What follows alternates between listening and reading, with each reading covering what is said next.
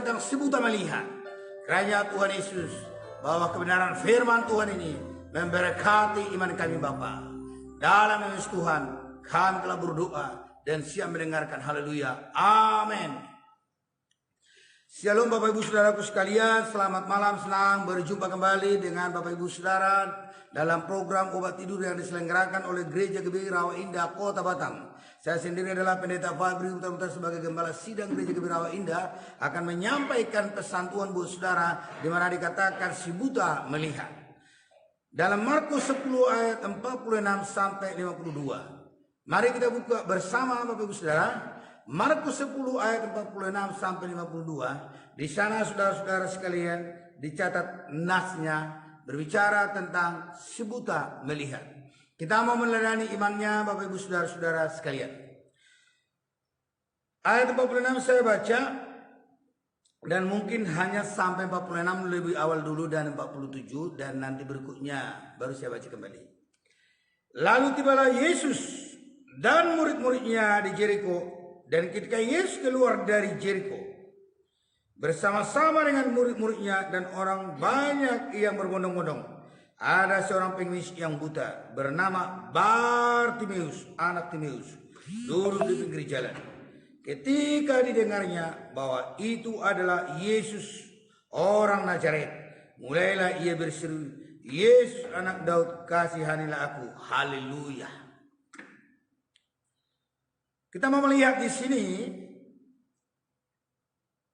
mengapa Bartimeus si buta itu yang akhirnya bisa melihat. Kita tahu Bartimeus adalah anak Timeus. Suatu ketika Yesus melalui kota mereka, kota Jeriko. Yesus adalah orang Israel di Yerusalem. Yerusalem agak lebih tinggi dan Jeriko di bawahnya. Yesus lewat. Kita tahu bahwa Bartimeus dia buta dan dia selalu meminta-minta di pinggir jalan. Apa yang dilakukan Bartimeus sehingga dia dapat sembuh dari butanya? Saya merenungkan dan menganalisa kebenaran firman Tuhan di sini. Ya, hal yang pertama dalam ayat 47 saya membaca adalah karena hal yang pertama dia mendengar. Ketika didengarnya bahwa itu adalah Yesus orang Nazaret, garis bawahi didengar. Dalam Roma pasal 10 ayat 17, Paulus menuliskan di sana kepada jemaat di Roma, iman timbul daripada pendengaran akan firman dan firman Kristus. Kenapa harus dituliskan di sana firman Kristus? Itu berbicara tentang firman yang diurapi. Jadi bukan berarti firman yang dikedai tua itu yang membangkitkan iman seseorang. Jadi firman Kristus itu adalah firman yang diurapi, yang disampaikan secara khusus di gereja atau melalui hamba-hamba Tuhan tertentu yang mau betul-betul diurapi. Berbeda dengan lawak sama lopas. Maka oleh karena itu saya menyarankan supaya Bapak Ibu Saudaraku senang mendengar firman Tuhan.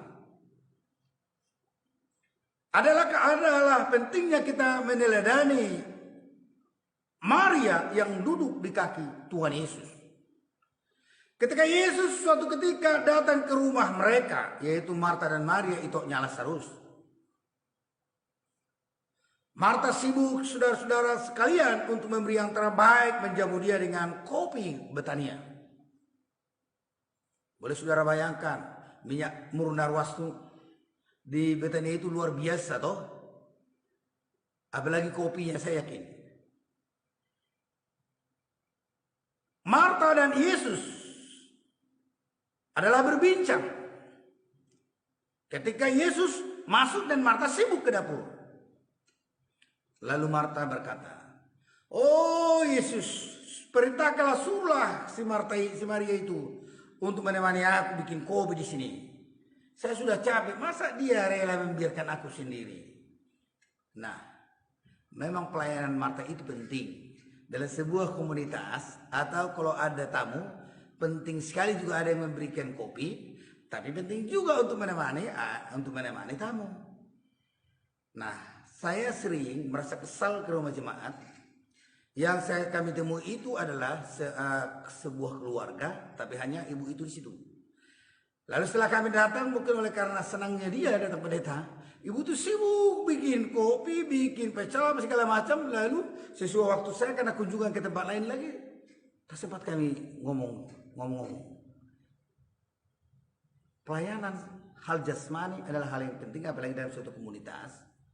Tetapi jangan dilupakan hal yang terpenting, mendengarkan firman Tuhan.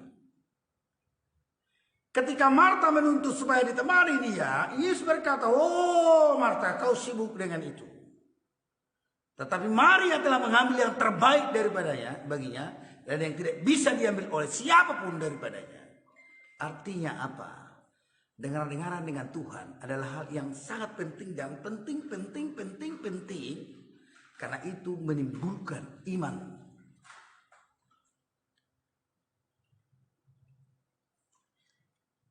Maka oleh karena itu kepada Bapak Ibu Saudara, saya mengundang saya menyarankan kepada kita semua supaya kita merenungkan Mazmur 1 ayat 2-3 dikatakan begini.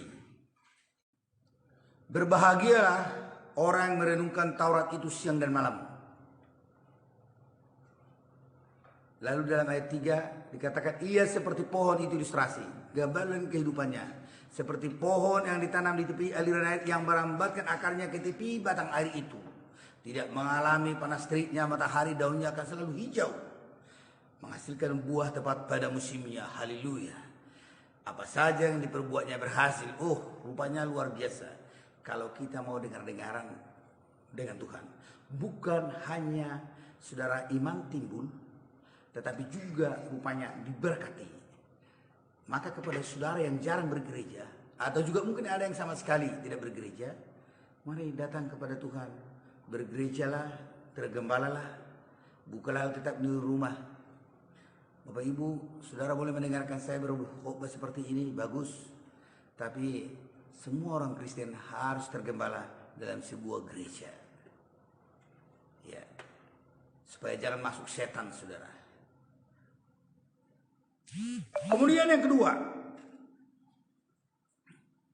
bagaimana rupanya iman si Bartimeus ini sehingga temanya akhirnya sebuta melihat. Hal yang kedua yang perlu kita perhatikan dalam ayat 47 adalah berseru-seru. Wah, ini mantapnya dia. Ketika didengarnya bahwa itu adalah Yesus orang Nazaret, mulailah ia berseru, "Yesus anak Daud, kasihanilah aku." Yesus anak Daud, kasihanilah aku. Mengapa disebut itu anak Daud? Karena memang mereka tahu Yesus itu adalah anak Daud dari Bethlehem. Dan mungkin juga supaya semakin dekat. Ya kan biasa begitu kalau ada dokter, dia lewat atau kita tahu marga putar-putar, kita putar-putar langsung kita panggil. "Oh, David putar-putar," gitu mungkin supaya lebih akrab mungkin kali begitu ya. Nah, karena memang mereka tahu bahwa Yesus itu adalah anak Daud dari Bethlehem dan juga dari Nazaret gitu ya. Nah, Tuhan Yesus melihat seruan itu adalah merupakan suatu nilai plus yang luar biasa.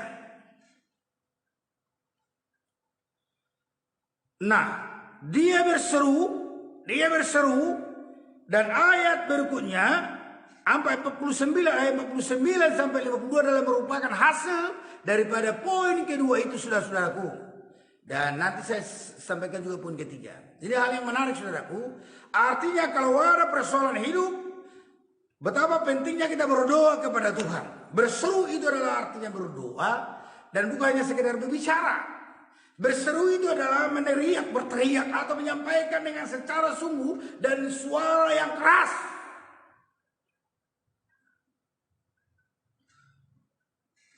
Saya mau sampaikan poin yang ketiga ini. Kita lihat bahwa Bartimeus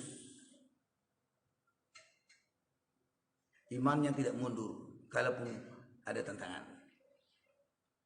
Perhatikan ayat 48. Banyak orang menegurnya supaya ia diam, namun semakin keras ia berseru, semakin keras ia berseru. Banyak orang menegurnya supaya ia diam, namun semakin keras ia berseru, anak Daud kasihanilah aku. Artinya apa? Itu adalah bicara tantangan. Di sini dia ketika dia berseru, terus berseru. Lalu kata orang banyak itu, saudaraku terganggu melihat dia, berkata dia dilarang. Nah, ngapain kau bersuara-suara kasih situ? Asana kau. Hei bukan, ngapain kau? Namun kalau kita mencatat saudaraku, ketika orang melarang dia semakin sungguh-sungguh berseru. Dan dia katakan, Yesus anak Daud, harus engkau sembuhkan aku. Nah, bukankah saudara-saudara sekalian, ketika kita baru lahir baru, atau mulai semakin dekat kepada Tuhan, mulai iman kita bertumbuh, lalu datanglah tantangan. Seberapa banyak dari antara saudara saat ini sedang mengalami tantangan dan masalah. Teladani Bartimeus. Semakin keras dia dilarang, semakin dia keras untuk berseru. Nah, semakin orang melarangmu untuk berbakti, nah mari buktikan. Semakin engkau lebih banyak lagi berdoa, semakin engkau lebih banyak lagi merenungkan firman Tuhan, bahkan bergereja, saudara-saudara sekalian. Ini menarik. Sebagai orang Kristen perlu paham, ketika seseorang sudah lahir baru, dia akan mengalami banyak mujizat. Dua-duanya dijawab oleh Tuhan. Sesuai dengan waktu, Tuhan akan menaikkan kelas dia dan menguji persoalan hidupnya. Tuhan akan sengaja membuat sebuah masalah dalam hidupnya untuk menaikkan kelasnya. Mungkin Bapak Ibu Saudara sekalian, saudara sedang masuk dalam level itu. Saudara telah berusaha, berdoa, berusaha melakukan segalanya, tetapi masih tetap tantangan itu datang. Ingat, Tuhan sedang menaikkan levelmu. Tuhan sedang menguji engkau. Ketika Bapak Ibu Saudara-saudara sekalian semakin datang kepada Tuhan, maka Tuhan akan berkata, ini anakku, jawaban doamu. Ini anakku, air matamu sudah terlalu banyak dalam keribat ini. Apa yang kau inginkan? Ini. Aku bahagia. Aku senang melihat tekadmu, imanmu. Pasti Tuhan katakan seperti itu. Kalau kita melihat ayat berikutnya yang 49 ini, perhatikan Bapak Ibu Saudara.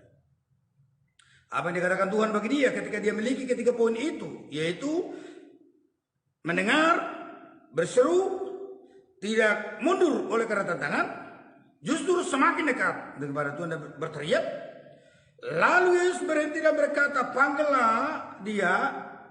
Mereka memanggil orang buta itu dan berkata kepadanya, kuatkan hatimu, berdirilah, ia memanggil engkau. Lalu ia meninggalkan jubahnya, lalu segera berdiri dan pergi mendapatkan Yesus. Tanya Yesus kepadanya, apa yang kau kehendaki supaya aku perbuat bagimu? Jawab orang buta itu, Rabuni, supaya aku dapat melihat. Wow, ayat 52. Lalu kata Yesus kepadanya, pergilah, imanmu menyelamatkan engkau. Pada saat itu juga melihatlah ia, lalu ia mengikuti Yesus dalam perjalanannya. Ini hal yang menarik. Dia katakan engkau sembuh. Setelah dia sembuh, dia mengikuti Tuhan Yesus. Saya mau sampaikan Bapak Ibu Saudara-saudara sekalian, seberapa banyak dari antara saudara yang telah menerima berkat Tuhan, pergumulan saudara mengucap syukur kepada Tuhan, memberi sesuatu kepada Tuhan. Kalau di sini katakan dia mengikut Tuhan.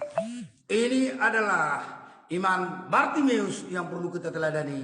Dengar-dengarlah kepada Tuhan. Artinya mari merenungkan Taurat siang dan malam. Kemudian Taurat Tuhan siang dan malam. Kemudian berdoalah kalau ada persoalan hidupmu.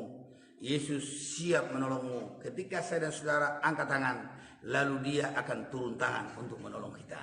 Angkat tangan itu adalah menyerah atas persoalan itu kepada Tuhan, bukan mundur oleh karena persoalan itu.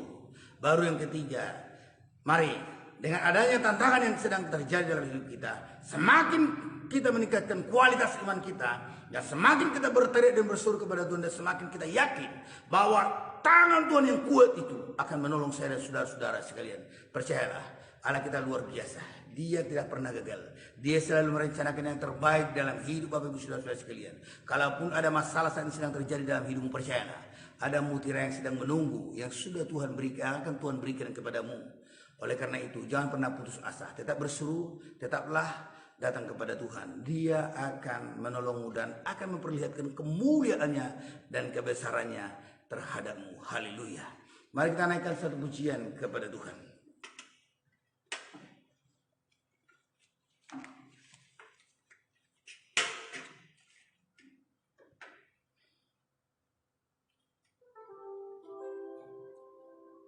Dia sanggup, Yesus sanggup melakukan perkara yang besar. Dia sanggup